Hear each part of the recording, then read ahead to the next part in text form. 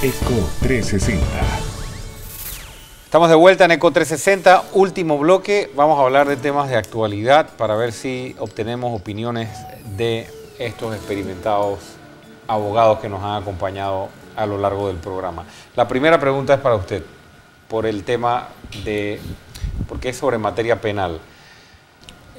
Ahora que se está investigando la posible comisión de delitos de violación a la intimidad, mejor conocido como los pinchazos, como se le habla pues popularmente, ha salido a relucir la pena que establece nuestro Código Penal de 2 a 4 años para este tipo de delitos, y se empiezan a hacer comparaciones. Oye, pero ¿cómo es posible que ante delitos tan graves las penas sean tan bajas? Sin embargo, y siempre sacan el ejemplo del hurto pecuario y hacen la comparación, ¿cómo es posible que el que se roba una vaca? Me gustaría su opinión sobre si estamos un poco sorprendidos por la gravedad y porque el tema está ahora mismo en la opinión pública, o realmente considera usted que hay una revisión que hacer. Sí, bueno, yo he estado en la Comisión Revisora del Código Penal, ¿no? El Código del 82 y el del 2007, y se toman en cuenta, primero son los bienes jurídicos que se tutelan, y ellos tienen más o menos se les asigna un valor mayor, y desde luego se comienza por el de la vida, y segundo, el honor y la libertad, ¿no? Es decir, son esos bienes jurídicos que por encima de todos los demás que vengan, que también tienen valores desde luego, y que tienen penas altas, no cabe la menor duda, por el delito contra la administración pública, todo eso, y contra la hasta administración 15 años de justicia. creo en el Exactamente. tema de, sí. Pero se toma en cuenta esto. Yo lo que quiero señalar es que en los delitos contra el honor, generalmente la calumnia y la injuria, incluso se le ha puesto sanciones bajas. Y dentro de ese delito está el derecho a la intimidad, ¿no? Porque es una cosa, incluso el honor está envuelto, está integrado dentro de ella. Pero allí los delitos, siempre digo, se pusieron penas bajas, porque no se tenía el ejemplo de situaciones como la que estamos viviendo en la actualidad, digo, no llegaba a ese extremo. Yo pienso que el hecho precede el derecho. Exacto, así es. Así que yo pienso que en el futuro eso se tiene que revisar, dándose las situaciones que hemos ahora confrontados pues en la actualidad, ¿no? Que son de una alta gravedad. Antes eran casos tan aislados y excepcionales que no se tenían. Sí. El expresidente de la República, Ricardo Martinelli, está enfrentando una posible investigación. Creo que usted públicamente ha dado algunas declaraciones explicando el término o el tema procesal alrededor de la investigación a un diputado del Parlacén, porque eso es lo que es ahora mismo, o la condición que tiene el expresidente Ricardo Martinelli. Y yo creo que hay confusión en la opinión pública sobre si la posible investigación es por las denuncias que se presentó ante la Corte Suprema de Justicia por parte del profesor Juan Jované, creo que fue, o es por el expediente que envía el Ministerio Público de la investigación que se le sigue allá como Tamburelli. Hay un poco de confusión de qué es lo que podría iniciar la investigación, si hay inmunidad, no hay inmunidad, si hay fuero electoral, no hay fuero electoral. Nos gustaría su opinión. Sí, mire, doctor. Independientemente si el asunto ha llegado a la Corte por denuncia o por querella o por remisión del expediente del fiscal anticorrupción, el artículo 155 de la Constitución resuelve de manera clara la situación de los diputados nacionales. Y resulta que los diputados nacionales tienen, con respecto a los diputados del Parlacén, los mismos derechos y privilegios que se le otorga en la Constitución y en la ley panameña. ¿Qué dice el 155? Que la Corte Suprema de Justicia puede investigar y procesar a los diputados panameños sin requerir la autorización de la Asamblea Nacional para investigarlos o procesarlos. Si para un diputado nacional no se requiere autorización de la Asamblea Nacional, si estos diputados a la vez tienen los mismos derechos y privilegios que los del Parlacén, si aplicamos eso, entonces tampoco se requiere la autorización del Parlacén para poder juzgar a un diputado del Parlacén. Se aplica el 155, no se requiere autorización ni de la Asamblea Nacional ni del Parlacén, por lo tanto no hay inmunidad parlamentaria. La inmunidad parlamentaria fue eliminada en las reformas constitucionales del 2004. Eso es caso, está claro, no hay inmunidad. Lo que tiene el señor Martinelli es, como es presidente de un partido político, goza de fuero penal electoral. Ese fuero dura hasta que cierre el periodo electoral. Y 3 meses después del cierre del periodo electoral, allí termina. Como no se ha cerrado el periodo electoral porque todavía están resolviendo impugnaciones, hay que esperar que el Tribunal Electoral cierre el periodo electoral. Cuando lo cierra, vamos a contar 3 meses. Bueno, aún dentro de su fuero electoral, si la Corte recibe la investigación, la Corte puede empezar a investigar. Lo que ocurre es que si la Corte quisiera tomar una medida de restricción de libertad contra el presidente, expresidente Martinelli, por ejemplo, que está anunciando que se va, usted no puede salir del país, señor. La Corte no puede hacer eso.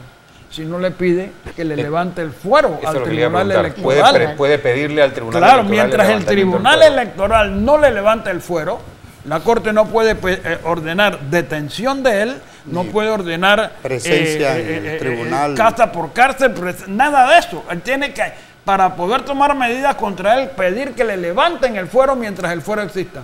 Y para poder pedir el levantamiento de un fuero, ¿tiene que haber algún prerequisito? ¿Tiene que haber una investigación abierta? Bueno, que la Corte considere que la investigación que recibió procede y hay méritos para iniciar esa investigación, y entonces, una vez que lo haga, ya lo está haciendo la Corte, por ejemplo, con los diputados nacionales. Hay 34 diputados nacionales que la Corte le ha pedido al Tribunal Electoral que les levante el fuero. Ya algunos llegaron allá y voluntariamente dijeron, renunciamos al fuero. Eso puede ocurrir rápido. Sí. ¿Usted está de acuerdo, doctora? Sí, totalmente de acuerdo. ¿Cómo no? Me hacía algunas anotaciones antes del programa usted sobre el tema de la inmunidad y de la condición procesal y la prerrogativa. No sé si quiere ahondar en eso. Bueno, muy rápidamente, en realidad la inmunidad viene de antiguo, porque sí era cierto que se le daba esa gracia, esa especial facultades a estas personas para poder librarse, casi era un blindaje, yo diría, ¿no? Para que no respondieran ante la justicia, ¿no? Llegó al extremo de que a ningún tipo de justicia, ni penal, ni civil, ni de ninguna naturaleza, ¿no? Pero eso, lo que hay realmente es una prerrogativa funcional que se le da a las personas, y no para que tengan ningún privilegio, sino para que los tribunales competentes para conocer del caso están predeterminados por la Constitución y por la ley. Entonces, sencillamente, estas personas que ocupan ciertos cargos de jerarquía no van a ser juzgados por juzgados, ¿no? O por tribunales de bajo nivel desde el punto de vista jerárquico, sino por los tribunales más altos. Por eso entonces los diputados son juzgados por la Corte, los magistrados son juzgados por la Asamblea, es decir, son tribunales que se crean por razón de las funciones que ellos están ejerciendo, sencillamente así. Eso de que la Asamblea, de que la Corte juzga a los diputados y los diputados juzgan, eso está tratado en el proyecto constitucional. Quizás un cambio constitucional, porque es posible, ha generado muchos problemas. Es posible que se establezca que es el Tribunal Constitucional el que juzga a los magistrados de la Corte y no la Asamblea. ¿Y a los diputados? Y a los diputados posiblemente también los va a juzgar el Tribunal Constitucional. Interesante. El expresidente Martinelli ha estado diciendo muchas cosas en los últimos días, sin embargo hemos seleccionado algunos mensajes porque tienen referencia o tienen relación con el tema que estamos hablando.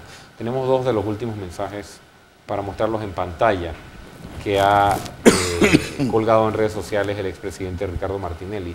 A partir de esta semana iniciaré una gira internacional para denunciar los abusos que tiene la democracia panameña por la persecución política.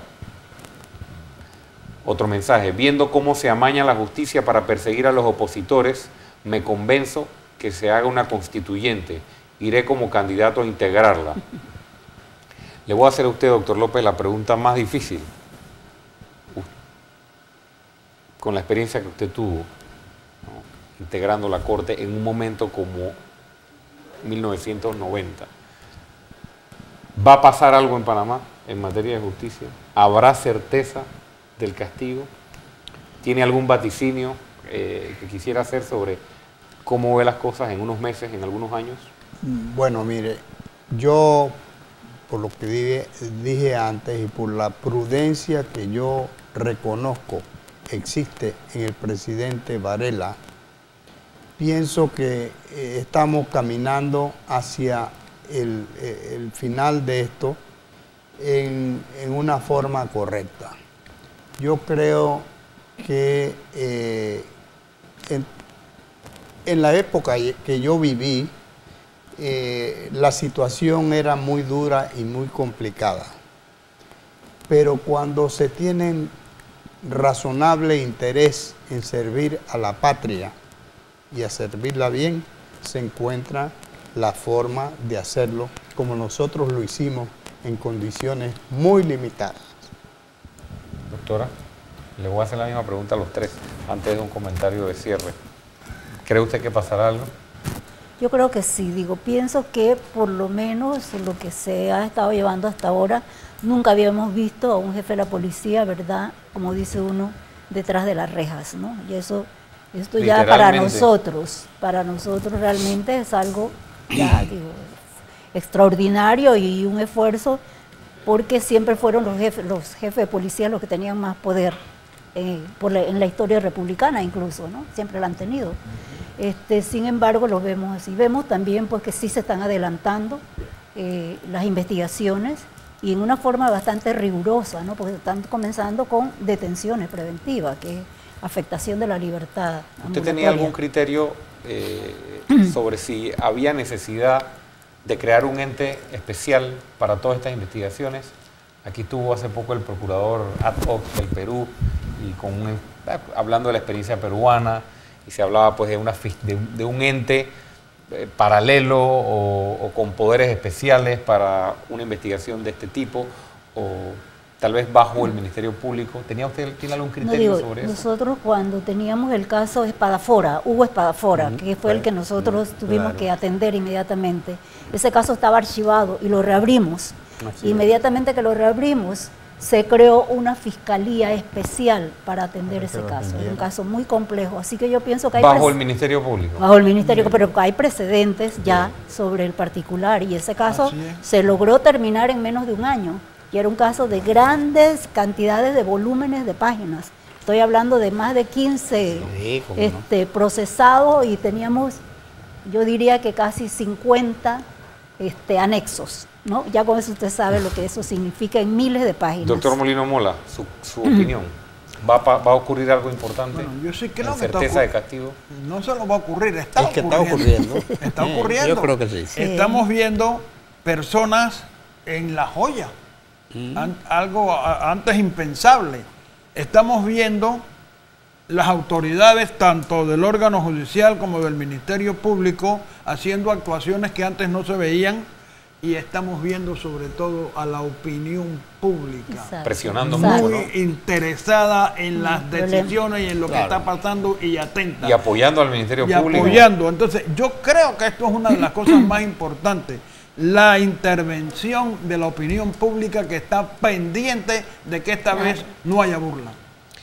Doctor Molino Mola, hablamos también en el cambio de un asunto que no quería dejar de preguntarle, y es sobre el juicio, el proceso que se le sigue a Alejandro Moncada Luna, porque por ahí salieron unas publicaciones de que estaba juntando un equipo de abogados. Mire, le agradezco que me pregunte eso. Y mencionaron su nombre. A mí me llamó mucho la atención, tengo que decirlo. Le agradezco que me haya preguntado eso, porque yo fui el primer sorprendido al ver mi nombre en una lista de personas que estaban ayudando gratuitamente a la defensa del señor Moncada Luna. Yo, en primer lugar, ni siquiera me dedico a los procesos penales. Yo normalmente me dedico a asuntos constitucionales y asuntos administrativos. Pero yo no tengo nada que ver con la defensa del señor Moncada Luna y quiero reiterarlo, ya lo he dicho anteriormente. Así que le agradezco la pregunta, no tengo nada que ver con esa defensa. Bueno, gracias por aclararlo o volver a aclararlo. Doctor Carlos Lucas López, doctora Aura Emerita Guerra Villalas, doctor Edgardo Molino Mola, gracias por su tiempo y por compartir sus experiencias y su testimonio. Y auguramos mejores tiempos para la justicia en Panamá. Eso ha sido todo por hoy. Nos volvemos a ver mañana a las 8 de la noche. Chao. Gracias.